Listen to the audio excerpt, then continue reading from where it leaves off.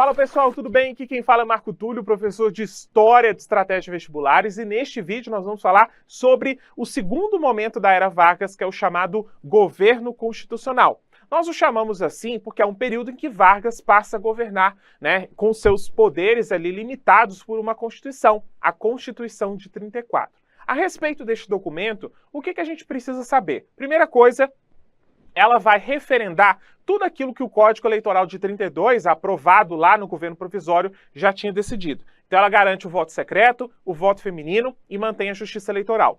Ela também reconhece direitos trabalhistas, por isso que a gente pode dizer que ela é a primeira Constituição que vai se preocupar com direitos sociais de fato.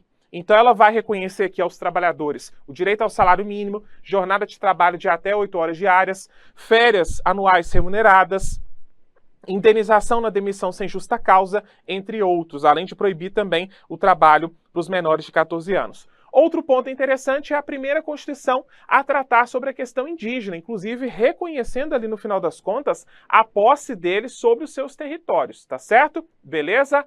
Bom, apesar da Constituição ter uma inclinação liberal-democrática, é preciso dizer que no resto do mundo as liberais democracias foram combatidas por alguns grupos, sobretudo na Europa. Ali na Europa Ocidental existiam setores que radicalizavam a esquerda, defendendo ali a introdução de uma ordem revolucionária, socialista, inspirada ali no que aconteceu com a Revolução Russa de 17, e existiam também grupos nazifascistas, que inspirados em Hitler e Mussolini, defendiam a superação dos valores liberais, a superação de valores democráticos e a introdução de uma ordem totalitária. Então, a esquerda e a direita, a gente tem setores aqui que propõem o combate às experiências liberais democráticas. E isso também acontece no Brasil, não só na Europa. Aqui no Brasil, a gente vai ter dois grandes grupos que, de certa forma, contribuíram para o desgaste da experiência liberal-democrática. Um deles é a Aliança Nacional Libertadora, a ANL, que é uma organização de esquerda composta por socialistas, anarquistas e comunistas. Ela se inspira na Revolução Russa e na União Soviética. A sua principal liderança é o ex-tenente Luiz Carlos Prestes, que a partir de 30 passa a ser socialista, passa a ser comunista, Este é um movimento antifascista, ele busca combater os adeptos do fascismo no Brasil, mas também é antiliberal. Ele acha que esse negócio de não intervenção do Estado na economia não dá certo, o negócio de liberdade individual acima de tudo também não é muito bom. Então, eles defendem aqui a estatização de empresas estrangeiras, o não pagamento da dívida externa, uma reforma agrária e o combate ao latifúndio. O lema que eles adotam aqui é pão, terra e liberdade, muito parecido, inspirado ali no lema que o Lenin vai adotar na Rússia. Este é um movimento que ele se torna ilegal, o Estado varguista o declara ilegal em junho de 35 e, em resposta a essa decretação de ilegalidade, alguns setores militares comunistas vão tentar dar um golpe aqui.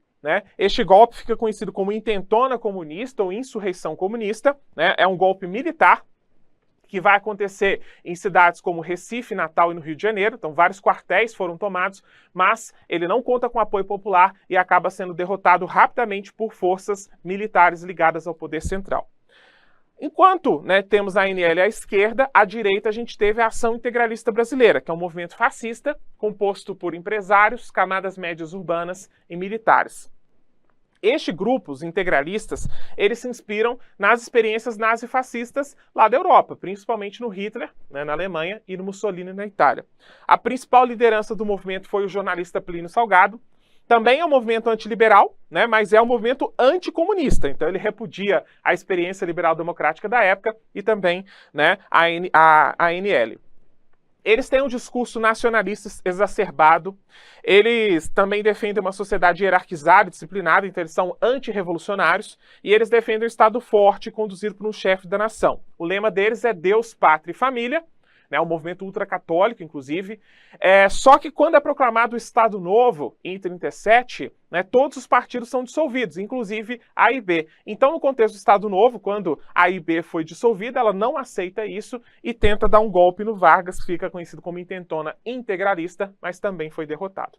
Para fechar, É importante dizer que este governo constitucional ele foi encerrado, né, quando o país tomou ali uma atmosfera fortemente anticomunista, né? Havia um temor depois da insurreição de 35 que o Brasil acabasse caindo ali nas garras do comunismo, né, se tornasse um país socialista, como aconteceu com a União Soviética. E aí, diante deste temor, a gente tem o Vargas aqui canalizando este medo para poder se perpetuar no poder. O Vargas solta, né, apoiadores de Vargas, na verdade, soltam na imprensa, soltam no Congresso, né, um plano, um suposto plano de dominação comunista no país, chamado Plano Cohen, né, que era liderado ali por um judeu de mesmo nome, que faria uma série de arruaças no Brasil e aproveitariam para implementar o comunismo.